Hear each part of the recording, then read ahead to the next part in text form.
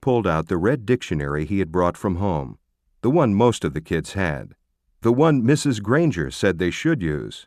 Nick said, "This is the dictionary that I use at home for my vocabulary work, and I opened it up last night to the very front, and right there I found out a lot about how the dictionary was made, right in this book. So I thought some of the ideas would be good as part of my report. It says here, Nicholas." Nick looked up. Mrs. Granger got off her tall stool, and its wooden legs made a screech on the linoleum. Heads snapped to attention, and the class was alert again. Mrs. Granger smiled, raised her eyebrows, and pointed at her watch. "Nicholas, I think the class should read that at home themselves." Now, John's hand was up in the air, and at Mrs. Granger's nod, he said, "But I don't have that dictionary at home, Mrs. Granger. I have the blue one." And several other kids immediately said, "Me too." Mrs. Granger tried not to show that she was annoyed. "Very well, Nick, but it shouldn't take too long. We have other things to do today." Nick kept his eyes open wide and nodded, adjusted his glasses on his nose, and began to read. Without question, this modern American dictionary is one of the most surprisingly complex and profound documents ever to be created, for it embodies unparalleled etymological detail, reflecting not only superb lexicographic scholarship, but also the dreams and speech and imaginative talents of millions of people over thousands of years. For every person who has ever spoken or written in English has had a hand in its making. It was a long article, and the kids were bored to death. But no one looked bored at all.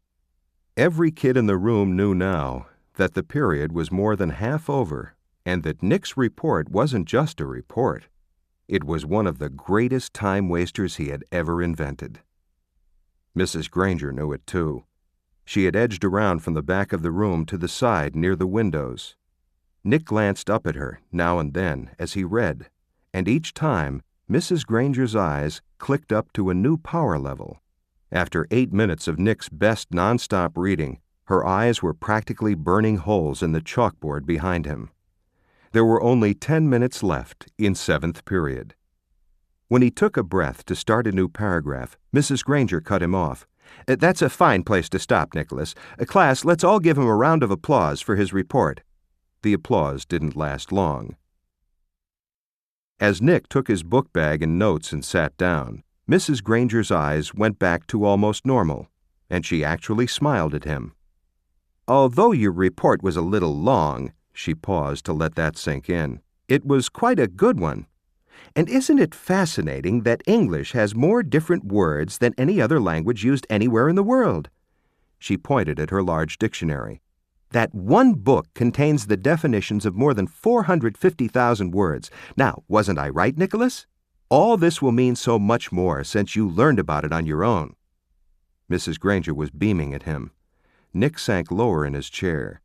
This was worse than writing the report, worse than standing up to give it. He was being treated like the teacher's pet, and he had the feeling she was doing it on purpose. His reputation was in great danger. So he launched another question. He raised his hand, and he didn't even wait for Mrs. Granger to call on him. "Yeah, but, I still don't really get the idea of why words all mean different things. Like, who says that D-O-G means the thing that goes woof and wags its tail? Who says so?" And Mrs. Granger took the bait. "Who says dog means dog? You do, Nicholas. You and me and everyone in this class, in this school, in this town, and this state and this country. We all agree. If we lived in France, we would all agree that the right word for that hairy four-legged creature was a different word, chien. It sounds like chien, but it means what D-O-G means to you and me. And in Germany they say Hund, and so on, all around the globe. But if all of us in this room decided to call that creature something else, and if everyone else did too, then that's what it would be called, and one day it would be written in the dictionary that way. We decide what goes in that book." And she pointed at the giant dictionary, and again looked right at Nick, and she smiled again. Then Mrs. Granger went on. "But of course, That dictionary was worked on by hundreds of very smart people for many years, so as far as we are concerned, that dictionary is the law. Laws can change, of course, but only if they need to. There may be new words that need to be made, but the ones in that book have been put there for good reasons.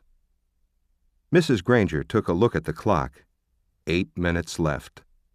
Now then, for today, you were to have done the exercises beginning on page 12 in your Words Alive book. Please get out your papers. Sarah, will you read the first sentence, identify the mistake, and then tell us how you corrected it? Mrs. Granger jammed the whole day's work into the last 8 minutes. A blur of verbs and nouns and prepositions. And yes, there was another homework assignment. And Nick didn't try to sidetrack Mrs. G again. He had slowed her down a little. But had he stopped her? No way. She was unstoppable. At least for today.